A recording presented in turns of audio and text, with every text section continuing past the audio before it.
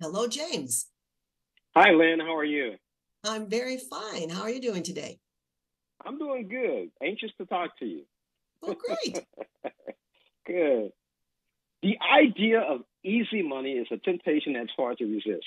Now, no one knows that better than plaintiff attorneys who flood the airways and billboards across the country advertising their services and encouraging civil litigation. In fact, plaintiff attorneys spent $1.4 billion on advertising in 2021 alone. Now, here to share the top three myths surrounding civil litigation and the reality of these issues is Lynn McChristian. Lynn is here to talk to us today. How are you, Lynn? I am well, thank you very much. I failed to tell people that you're director of the Office of Risk Management and Insurance Research at the University of Illinois Urbana-Champaign. It's true. Ah, what are the top three myths about civil litigation? Well, the first myth is that people think they'll get a huge payout.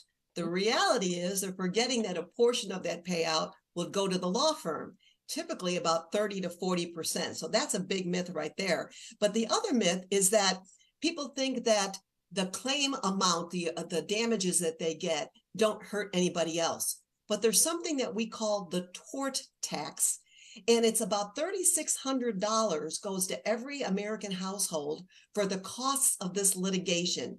So when a judgment is received, it is going to inflate the costs of goods and services, and that's passed on to consumers. So that's another myth. And a third myth is that filing a lawsuit is the only recourse someone has. And that's not true either. It's that calling a lawyer is always your right, but you should give the insurance company a chance to settle your claim first because that's what they want to do. That's interesting. Now, what triggers people to file lawsuits? I think that advertising in many cases is deceptive and abusive. People see that advertisement and they have an opportunity to file an insurance claim and they immediately start thinking of an adversarial relationship. And that's not true. Insurance companies have regulations at the state level where they have to file claims and close claims within a certain time period. Adding a lawyer into that mix may delay the payment and make it more complicated than it needs to be. So insurance companies do want to settle that claim. By state regulation, they do have a timeline.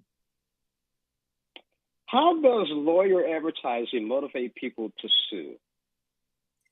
I would say that advertising is not typically honest. Okay, it lets people think that everyone is owed a jackpot. And what insurance is designed to do is to make a person whole, not to make them profit from some unfortunate incident. So again, I think the advertising makes it look like you have to battle with an insurance company, and you do not. The insurance companies are there to pay what's owed. That's why people pay the premiums in the first place.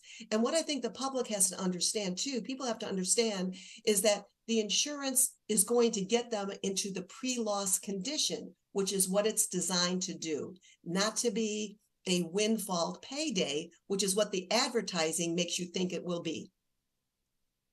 Now, can this spike in frivolous lawsuits be traced to societal issues? I think it can. So we live in an era right now where people see the haves and have nots, and they think that this is a way to level the playing field. But the fact is the costs of this litigation, this frivolous litigation, impacts goods and services, and we all pay for it. And that's something that people don't seem to understand, that the costs just don't float in the air. It's a reality that businesses have to pay, and that is filtered down to all consumers. Now, what factors should someone consider when deciding whether or not to pursue a lawsuit?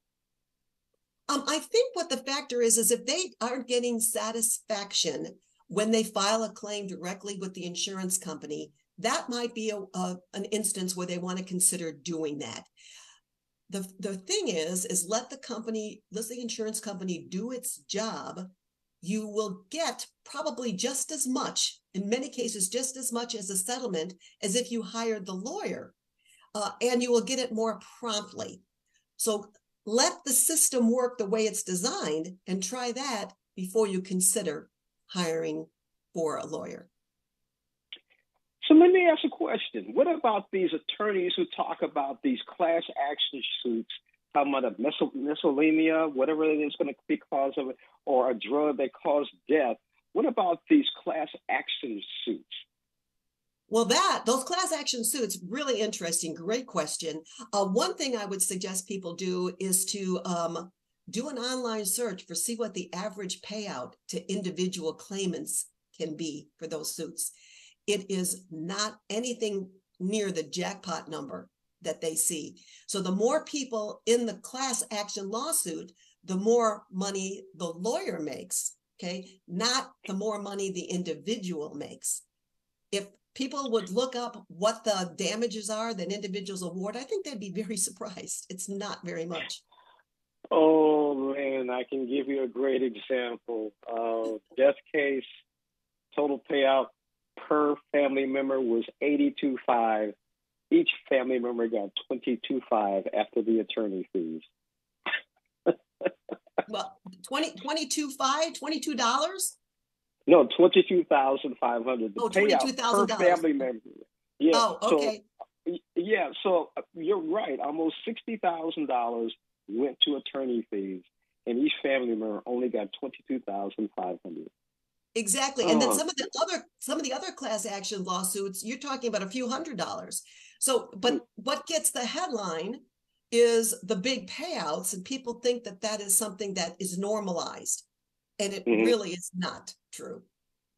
So where can our viewers go for more information? Well, a fantastic resource is the American Property Casualty Insurance website, and it is apci.org.